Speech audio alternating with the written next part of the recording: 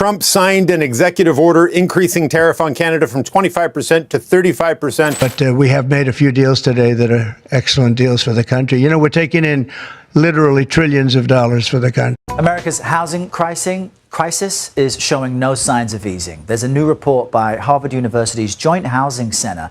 Open house, open house, open house, open house, open house, open house. Oh, there's another open house right there too. For sale. And that for sale sign has been there for over a year. What if I told you America's closest ally just pulled the most devastating move in modern trade history without firing a single shot?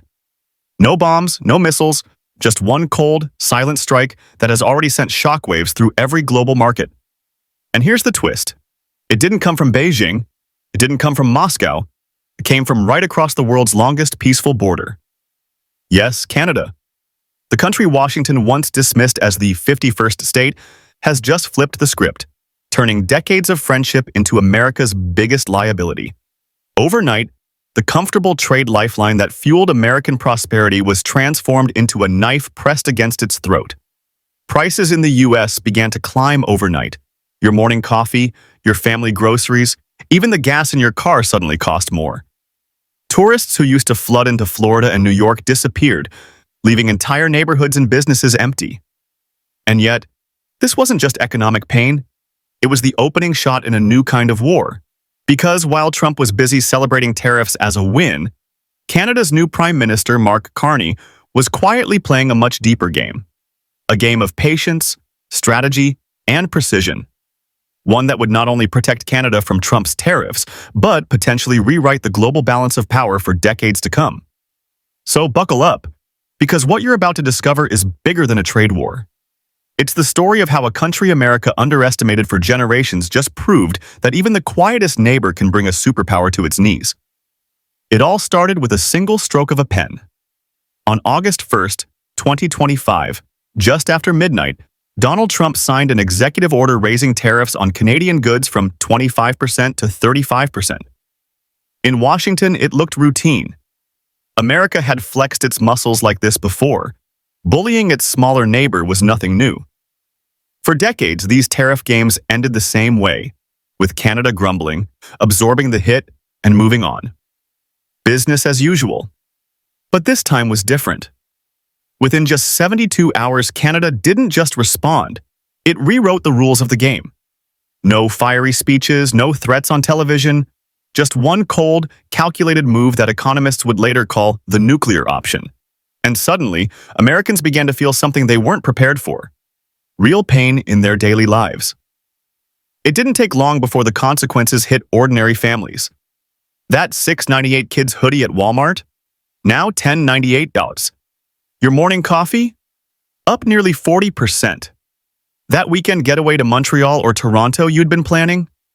Forget it. Almost overnight, 1/3 of Canadians stopped crossing the U.S. border. And if you think that sounds like pocket change, think again. Florida alone depends on more than 3 million Canadian visitors every single year.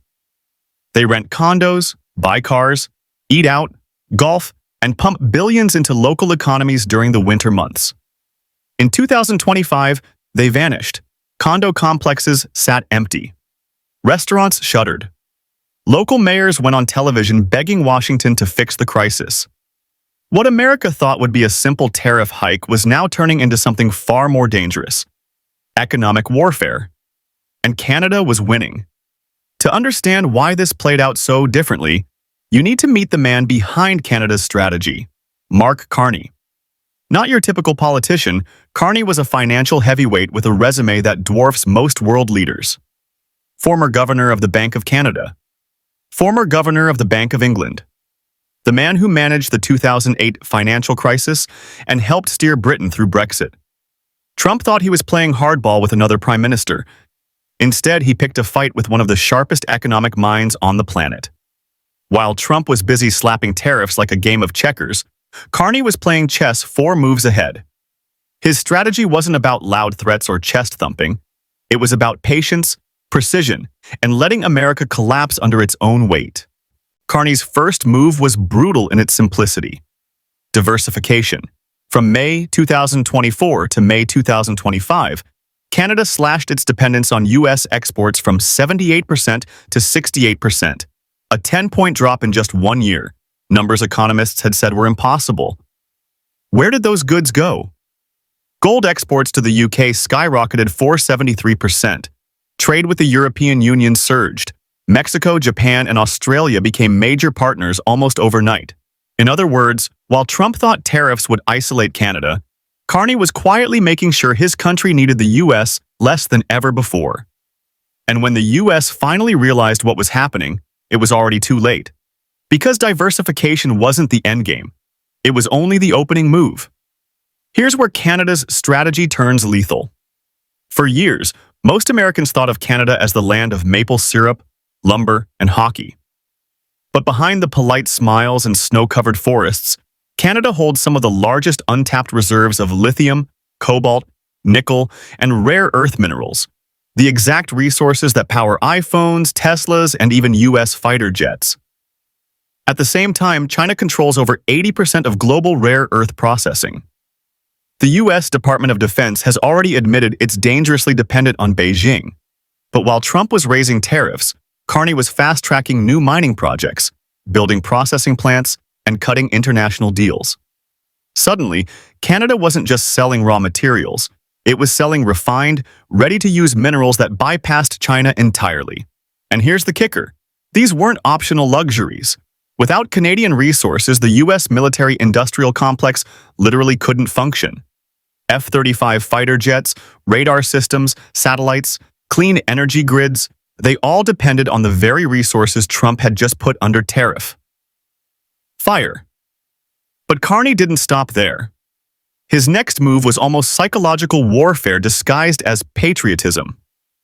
Ontario's Premier Doug Ford launched a campaign shaming companies that didn't buy Canadian. Suddenly, products not made in Canada were branded with giant Canadian flags to expose them. Overnight, Buy Canadian stopped being a slogan. It became a movement. But it wasn't fueled by rage. It wasn't about waving fists at America. It was something quieter, more dangerous, national pride. Every Canadian dollar spent at home became a quiet weapon against Trump's tariffs. Instead of shouting back at Washington, Canada simply turned inward, growing stronger by the day. Meanwhile, across the border, American families were getting crushed. Car prices jumped 48%, clothing up nearly 40%. Even Walmart admitted prices would keep rising. Ford Motor Company paid over $1 billion in tariff costs within months. Procter & Gamble finally raised prices on basics like soap and toothpaste after trying to hold out. And then came the twist. While Trump was slamming the door on Canada, he quietly cracked it open for Beijing, a 90-day tariff truce with China. That's right, America's biggest rival got breathing room, while America's closest ally got punished. China wasted no time. They expanded tariff-free trade with dozens of African nations, tightening their grip on global supply chains.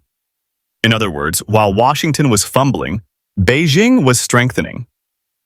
And Carney? He saw the contradiction and exploited it brilliantly. The U.S.-Mexico-Canada agreement, the backbone of North American trade, suddenly looked like it was falling apart. Trump's team threatened to reopen negotiations, waving tariffs like a weapon. But here's the twist they didn't see coming. Canada wasn't breaking. In fact, its economy was proving shockingly resilient. Why? A banking system ranked among the most stable in the world. A resource base that reads like the grocery list of the future. Lithium, nickel, cobalt, uranium, and new partners lining up to trade as Trump alienated America's allies. Meanwhile, U.S. states like Michigan, New York, and Washington were bleeding jobs and screaming for relief. Trump promised to punish Canada. Instead, he punished his own voters. This is where Carney's strategy turned ruthless. Either Washington wakes up, swallows its pride, and comes crawling back, giving Canada the leverage. Or America keeps alienating Canada, and Canada builds even deeper ties with Asia and Europe, permanently locking the U.S. out of the future economy. For the first time in modern history, Canada was in a position where it couldn't lose. No matter which way America moved, Canada came out stronger. This wasn't a trade war anymore. It was economic checkmate. And here's the part nobody saw coming. Canada's defiance didn't just send shockwaves through Washington, it sent ripples across the world. Japan, South Korea, Australia, even European nations looked on and asked themselves the same question. If Canada can say no to America, why can't we? For decades, America maintained dominance over its allies through economic leverage. But that leverage is collapsing in real time. The so-called multipolar world isn't coming. It's already here, and the country proving it isn't China or Russia, it's Canada.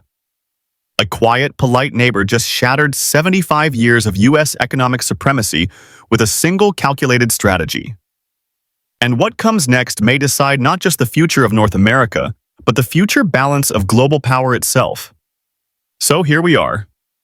After 75 years of stability, one of the strongest alliances in the modern world has been fractured, maybe forever. What started as a simple tariff hike spiraled into something far bigger. An economic war that proved even the quietest neighbor can bring a superpower to its knees. Trump promised to punish Canada, but instead, he punished his own voters. Grocery bills climbed, gas prices spiked, everyday families felt the squeeze, and all while Canada grew stronger, richer, and more independent. Mark Carney didn't just survive Trump's tariffs, he used them as the spark to rebuild Canada's place in the global economy, turning what once looked like America's advantage into America's greatest weakness. And the damage may not be reversible. Because this wasn't just about trade. This was about trust.